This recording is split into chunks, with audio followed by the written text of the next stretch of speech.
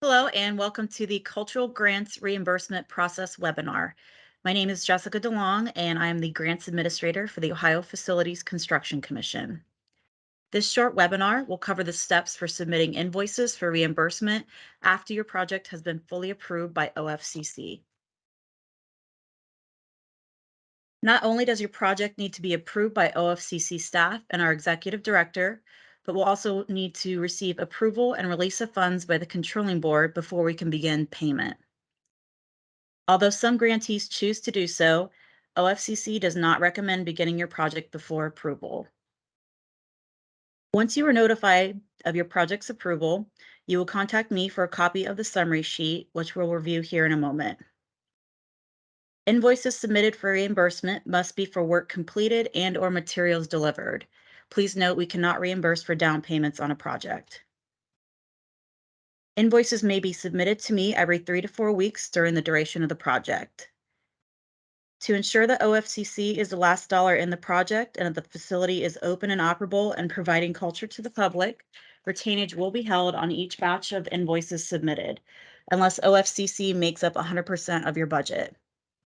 And lastly, OFCC will directly reimburse the grantee via electronic funds transfer. Here are a few examples of items that are eligible for reimbursement. We can pay for property acquisition, of course, construction, aka bricks and mortar. We could pay for soft costs up to 10% of the total budget approved. Soft costs can include architectural, engineering, and professional fees. We can reimburse for machinery that is part of the structure, such as an HVAC system. We can also pay for computer systems and equipment and furnishing necessary for the function of the facility.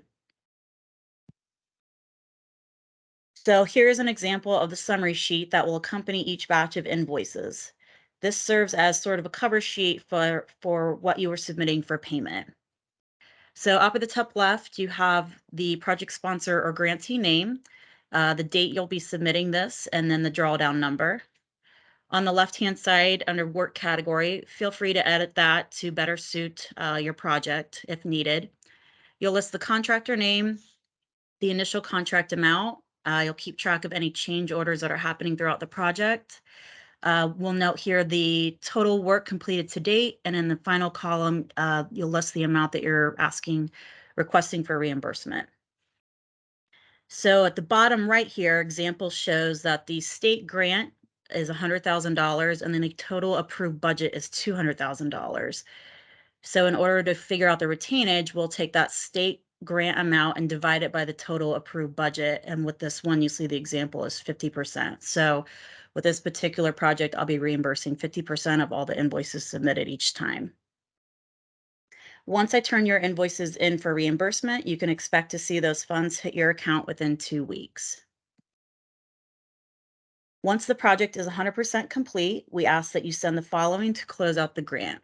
So we'll need to see a copy of the certificate occupancy or inspection reports, and we'll also need to see photos of the completed work that we paid for. We'll need to see the certification letter, which is language that I'll send to you at the end of the project, and you'll just copy and paste that onto your letterhead and sign.